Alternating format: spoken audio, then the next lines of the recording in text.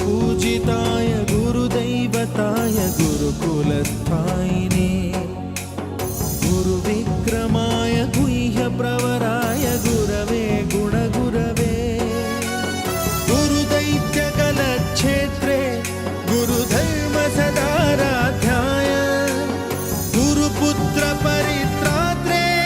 गुरुपाखण्डखण्डकाय